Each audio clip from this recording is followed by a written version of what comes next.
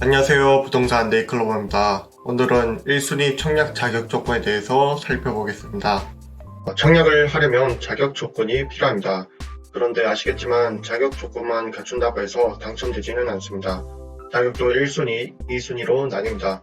그리고 1순위 내에서도 1순위끼리 경쟁을 합니다. 그러면 청약 가점에 따라 순위를 결정하여 당첨이 됩니다. 이렇게 다른 사람들과 경쟁을 하기 위해서는 일정한 자격이 필요하겠죠. 일종의 대회가 열리면 자격이 있는 사람들만 출전하여서 트로피를 거머쥐는 것과 같은 상황입니다. 이번 영상은 이렇게 청약 자격 중에서 1순위 자격과 조건에 대해서 상세히 알아보겠습니다. 먼저 청약 1순위 자격 배경에 대해 알아보겠습니다. 1순위 자격 요건을 갖추는 것은 매우 중요합니다. 수도권이든 비수도권이든 거진 다 1순위에서 당첨이 마련되기 때문입니다. 특히 1순위 자격 요건은 2017년 파리 대책을 기점으로 대폭 강화되었습니다. 예전에는 청약 동작을 개설하면 6개월에서 1년 정도만 지나면 1순위가 될 수 있었습니다. 하지만 이제는 투기가을 지구냐, 조정 대상 지역이냐, 서울이냐, 경기냐, 인천이냐 등 지역에 따라 1순위 자격이 다릅니다. 이 중 지역의 경우 투기가을 지구, 조정 대상 지역 여부를 살펴보는 게 우선시 되어야 합니다. 화면으로 투기가을 지구, 조정 대상 지역, 청약 위축 지역을 보시겠습니다. 먼저 최근 개정된 2020년 12월 17일 기준의 투기가을 지구입니다.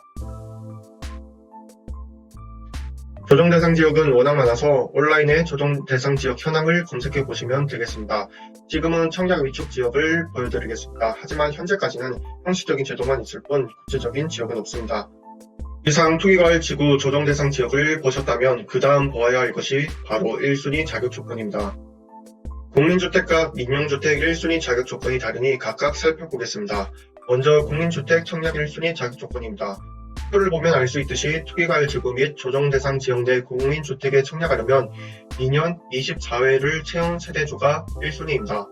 단 과거 5년 이내에 다른 주택에 당첨된 세대원이면서 무주택 세대주이어야 합니다. 청약 통장에는 매달 1회만 납입되므로 1년에 최대 12회입니다. 그 외 지역의 경우 수도권이냐 아니냐에 따라서 6개월에서 1년으로 다르며 위축 지역의 경우 1개월만 넣어도 1순위 자격 조건을 갖출 수 있습니다. 단 위축 지역의 경우 앞서 말씀드린 것처럼 현재 우리나라에 지정된 곳이 없어서 의미가 없습니다. 국민주택 2순위는 주택 청약 종합저축 가입자로서 1순위가 아닌 자입니다. 다음은 민영주택 청약 1순위 자격 조건을 살펴보겠습니다. 표를 보면 예치 기준 금액이란 표현이 여러 번 나오는데 예치 금액은 다음 화면을 보시겠습니다. 로또 청약이라는 말이 나오는 주택은 대부분 민영주택입니다. 따라서 민영주택의 경우 국민주택보다 청약 경쟁률이 높습니다. 그러다 보니 1순위 자격 조건들이 매우 까다롭습니다. 그리고 해당 내용을 보고도 명확하게 해석하지 못해서 실수를 하는 사람들이 굉장히 많습니다. 그러니 해당 표를 참고하시고 해당 분양사 또는 국토부에 문의하셔서 본인이 1순위 자격에 해당되는지 꼼꼼히 물어보시길 바랍니다. 1순위 자격은 과연 몇 명이나 될까요? 우리나라 부동산 열기가 뜨거운 만큼 청약통장 가입 현황을 보면 굉장히 많다라는 걸 알 수 있습니다. 2020년 8월 기준으로 우리나라 전체 청약통장 가입자 수는 약 2,657만 명에 이릅니다.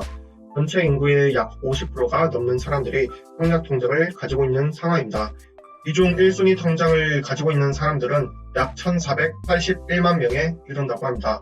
2020년 10월 19일 기준 현재 우리나라 인구수 약 5,178만 명 중 무려 28%가 1순위 청약 통장을 갖고 있는 셈입니다.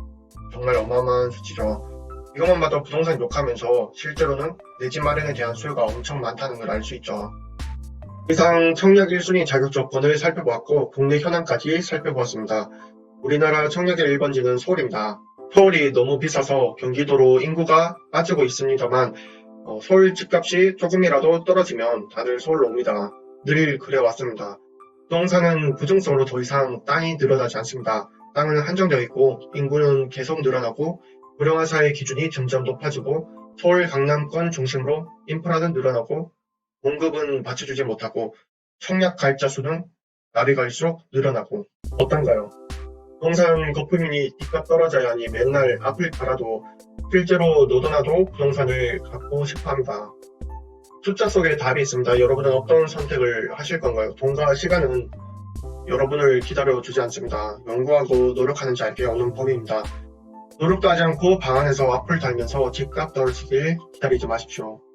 부동산과 돈 공부를 하는 사람들은 하루 종일 연구하고 노력한다. 그들은 우리가 깨닫지 못하게 움직이고 있습니다. 그들은 앞을 보면서 와 다행이다 이렇게 생각하는 사람들이 많구나 라면서 오히려 무지한 그들에게 고마워하며 돈을 모으고 부를 축적하고 있습니다. 판단은 각자가 하시겠지만 저라면 최소한 집값 떨어지니 집 사지 마라 라고 절대 말하지 않습니다.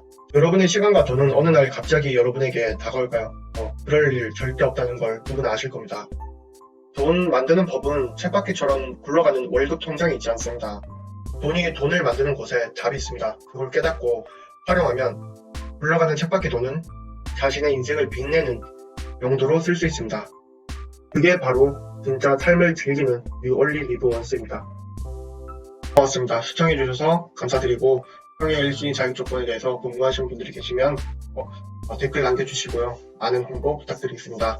구독과 좋아요 꼭 부탁드리겠습니다. 감사합니다.